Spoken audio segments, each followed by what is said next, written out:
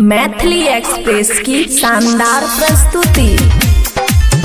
रोजा चिलमा उठा के पियाबा भोले, हमैना दुके बिना नाचियाबा भोले। राजा मल्हानिया बाजार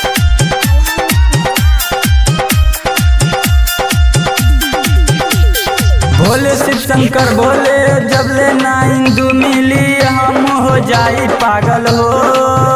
भोले शिव शंकर भोले, जब ले ना हिंदू मिली हम हो जाई पागल हो। हम ना दुखे बिना ना जियाबा भोले, रोजा चिलमा उठा के पियाबा भोले। हम ना दुखे बिना ना जियाबा भोले, रोजा चिलमा उठा के पियाबा भोले। रोजा चिलमा उठा के पियाबा भोले।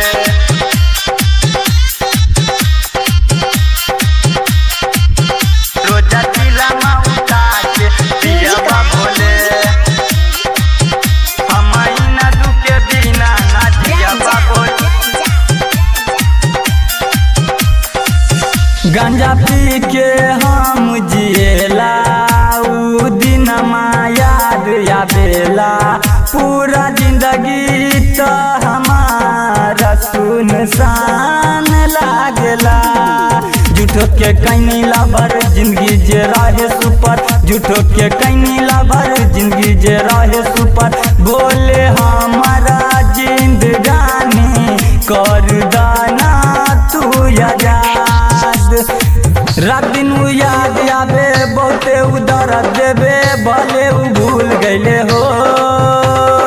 रात दिन याद आवे बहुते उदर देवे, भले उ भूल गईले हो। हमैना दुखे बिना ना जियाबा भोले, रोजा चिलमा उठा के पियाबा भोले।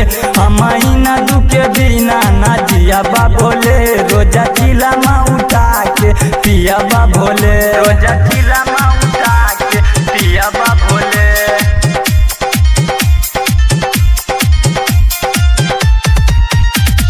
म्यूजिक वाइब रोजा चिलमा उठा के पियाबा भोले, हमैना दुखे बिना ना जियाबा भोले। ललित यादव को सताता, भूल के भी नहीं भुलाता। गजबे के बाई दिलबा, फिर भी वो करे चाहता। बोली के शिव शंकर बनाई मूड भयंकर, बोली के शिव शंकर बनाई मूड भयंकर। लगाई असरा भोले बाबा, कर दाना तू पूरा। राइटर बरजेश होबे, निके सैरुलो होबे, अखिलेश के खास होबे हो।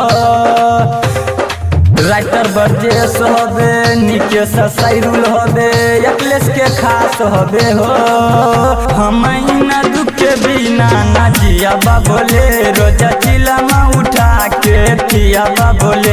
हमैना दुखे बिना ना जियाबा भोले, रोजा चिलमा उठा के पियाबा भोले।